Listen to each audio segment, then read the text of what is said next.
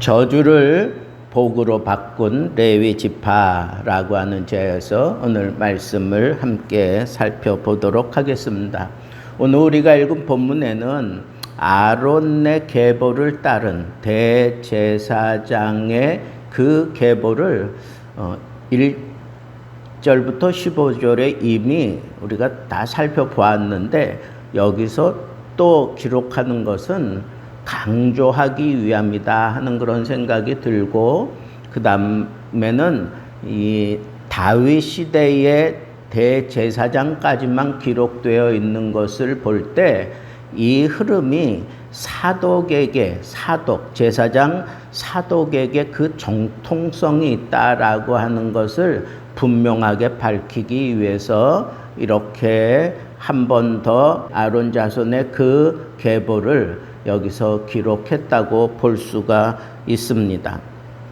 그리고 난 이후에는 이제 레위 그 족속들이 12지파 48성읍에 모두 흩어져서 그렇게 살아가게 되는 그 광경을 우리가 쭉 읽으면서 느낄 수가 있었습니다.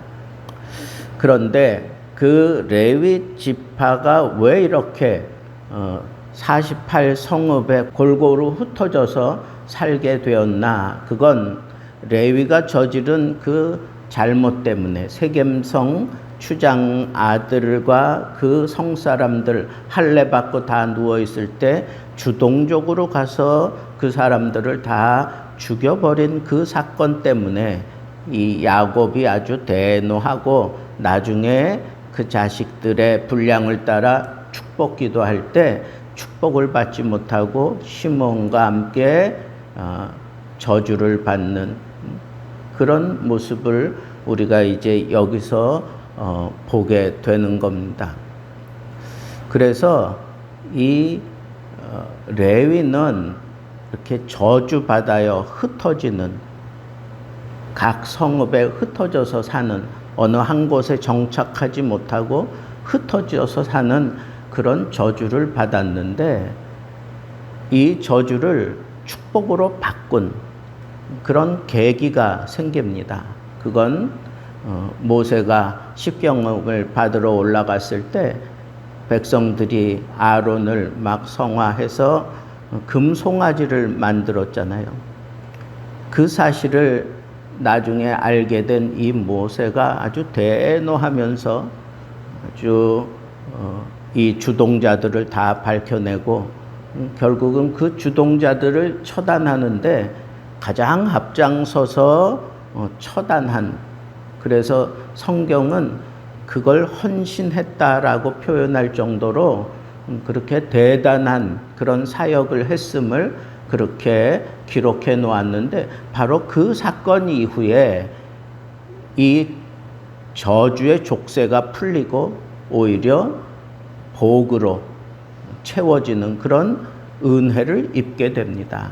그래서 이 레위 지파가 성막을 담당하는 그런 지파로 그렇게 선정이 되고, 그리고 성막을 담당하면서 또 아론의 그 계보를 따른 대제사장 계보를 따라서 이스라엘 백성들의 모든 죄를 제사를 드리면서 속죄하는 그런 제사장의 사역을 감당하게 되는 그런 복을 누리게 됩니다. 그래서 비록 이들이 각 성읍에 다 흩어져서 그렇게 살지만 이 레위 지파는 더 이상 저주의 대상이 아니라, 저주의 그런 표상이 아니라 그 저주를 복으로 바꾸어서, 그리고 모든 이스라엘 백성들에게 아주 중요한 그런 역할을 하게 되는데, 그것은 바로 예수 그리스도의 그 예표로서 이 모든 백성들의 죄를 씻어내는 그런 사역을 감당하게 됩니다. 그래서 예수 그리스도의 예표로서의 그 제사, 속죄, 이 사역을 그렇게 집전하는 그런 제사장의 그 직무를 담당하면서 온 이스라엘의 죄를 속죄하는 그런 사역을 감당하는 축복된 그런 사명을 감당하게 되는 것을 우리가 잘 알고 있습니다. 그래서 성막을 담당하고, 그리고 성막에서 가장 중요한 게 하나님의 말씀과 그리고 제사 드리는 것인데, 이 말씀을 통해서 온 이스라엘 백성들의 이 종교적인 그 성향을 성취시키고, 그리고 영적으로 그들을 잘 가르쳐야 되는 그런 책임이 있기 때문에 각 성읍에 흩어져서 그들에게 하나님의 말씀을 제대로 설파하는 그런 사역을 감당하며 그들의 삶 속에 자연스럽게 녹아져서 그들과 함께 하면서 하나님의 뜻을 이루는 그런 사역을 감당해내는 그런 훌륭한 그런 지파로 거듭 태어나게 되는 것을 볼 수가 있습니다. 그리고 그 모든 지파가 자기 성읍에 기거하는 그 레위인들을 책임져요. 그래서 성읍도 내어줄 뿐 아니라 11조를 그들에게 바칩니다. 그리고 그들이 그것을 통해서 삶을 이어갈 수 있도록 그렇게 배려하는 그런 모습을 볼 수가 있습니다. 그래서 레위 족속들은 이스라엘 백성들 전체의 이 영적인 상태를 책임지는 그런 직분자가 되고, 또 그 레위 족속들을 온 이스라엘은 자기 성읍에서 다 받아들이고 그들을 책임져 주는 그런 아름다운 하모니를 이루며 살아가게 되는 게 바로 이 신앙 공동체 이스라엘의 모습입니다.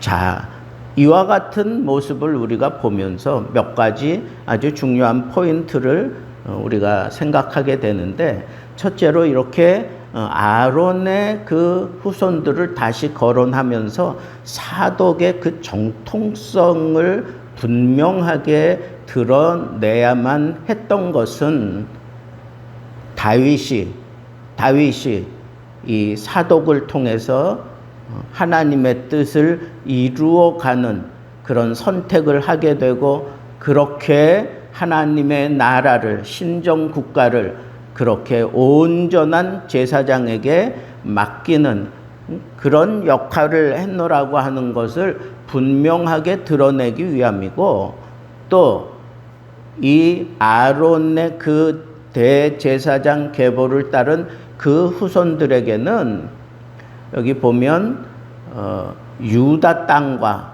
그리고 베냐민 땅에 기거할 수 있는 그러한 배려를 해줘요.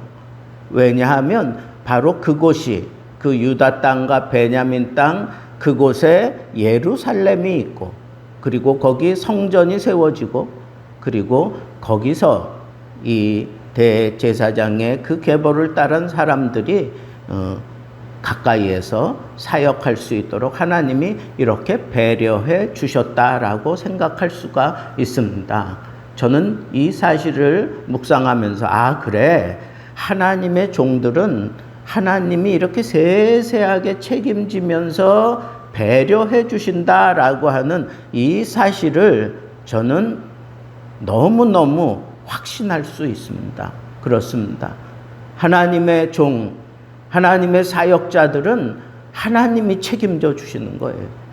비록 그들이 잘못을 저질러서 흩어져서 그렇게 살아갈 수밖에 없는 그런 열악한 환경에 처했지만, 그들이 하나님을 섬기게 되고, 또 하나님 앞에 제사하는 업무를 감당하고, 또 하나님의 말씀을 그렇게 담당하면서 가르쳐야 되는 그런 사역을 하게 될 때 하나님이 그들의 기업이 되어 주십니다. 하나님이 그들의 기업이 되어. 오늘날도 마찬가지입니다. 일선에서 주의 종으로 사역하는 저와 같은 사람들은 하나님이 나의 기업이에요. 돈이 나의 기업이 아닙니다. 자식도 나의 기업이 아닙니다. 하나님이 나의 기업입니다. 하나님이 나의 기업을 삼고 살아가는 사람들은 하나님이 책임져 주신다라고 하는 이 믿음을 가지고 당당하게 살아야 합니다. 그리고 어떤 순간에도 첫째가 하나님께 예배하는 일입니다. 그리고 하나님을 영화롭게 하는 일입니다. 무엇보다도 하나님께 온전히 헌신하고 순종하고 충성하는 일입니다. 이런 삶을 살아가게 될 때 하나님께서는 이렇게 아주 대제사장의 후예들을 예루살렘 가까이에 거주하게 하면서 그들로 하여금 이 성전에서 이 사역을 제대로 감당할 수 있도록 아주 세심하게 배려해 주시는 그런 배려가 오늘날 우리들에게도 있다고 하는 이 사실을 우리는 믿어야 할 것입니다. 두 번째는 이 흩어져서 각 기업에 흩어져서 거기서 그 지파들 가운데서 살면서 그들이 11조를 내주고 그들이 책임져 주는 그런 모습으로 흩어지지만 사실은 이 레위인들을 통해서 이스라엘의 모든 죄를 속죄하는 그런 역할을 감당하게 하셨기 때문에 이 레위인들 때문에 레위인들을 통로로 삼아 온 이스라엘이 하나님 앞에 속죄함을 얻는다라고 하는 이 사실을 우리가 함께 생각해야 합니다. 더 큰 은혜를 끼치는 건 바로 이 레위인들입니다. 오늘날에도 마찬가지입니다. 우리가 세상에 하나님의 복을 쏟아내는 그런 통로 역할을 하는 사람들은 바로 이렇게 하나님을 기업 삼고 살아가는 사람들입니다. 그런 사람들의 찬양과 그런 사람들의 이 헌신과 그런 사람들의 이 제사를 통해서 온 세계가 하나님께 복받을 수 있는 통로가 연결된다고 하는 이 사실을 우리는 부정할 수가 없습니다. 그렇습니다. 오늘 우리가 나가서 예수 믿으라고 당당하게 얘기하는 것은 그 특권이 우리에게 있기 때문에 그래요. 왜? 우리는 오늘을 살아가는 제사장입니다. 왕 같은 족속이고 거룩한 제사장입니다. 이제 우리들이 이렇게 복의 통로가 되어 이 세상을 속죄하고 이 세상을 구원시키는 그런 책임을 우리가 감당해야 된다라고 하는 이 사실을 가지고 우리가 당당하게 세상을 향하여 나아가서 이 복을 선포할 수 있는 그런 당당한 모습으로 우리 살아가야 하겠다 하는 것입니다. 마지막 세 번째 교훈은 여기 보면 이스라엘 백성들이 다 흩어져서 살아가게 되지만 그들에게 하나님의 말씀과 찬양과 그리고 제사를 통해서 하나님과의 이 관계를 맺어주는 이 복의 통로 역할을 제사장들이 감당하는데 이게 바로 세상의 소망이라는 거예요. 진정한 소망은 바로 이 제사장들에게 있는 거예요. 제사 사역에 있는 거예요. 그 사역이 아니고는 하나님께 속죄함을 얻을 수 있는 방법이 없기 때문에 그렇습니다.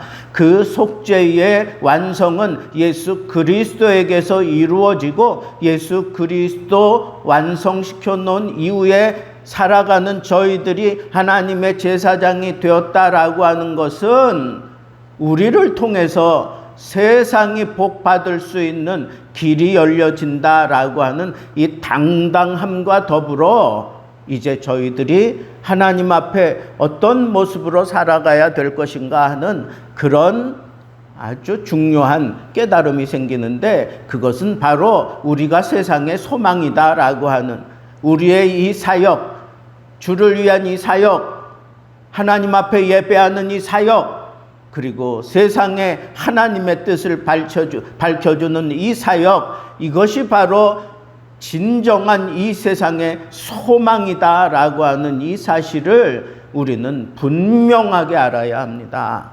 이 세상의 소망은 바로 우리에게 있어요. 우리들을 통하여 하나님은 세상의 소망의 빛을 비추고 계시는 겁니다. 그렇기 때문에 우리가 하나님의 뜻을 밝히는 소망의 그런 사역을 하는 존재인 줄 알고 당당하게 세상과 마주하고 세상 속에 하나님의 복이 임할 수 있도록 통로 역할도 하고 그들에게 소망을 주는 그런 멋진 모습으로 살아가는 그런 하나님의 거룩한 제사장들 되기를 우리 주님의 이름으로 축복합니다.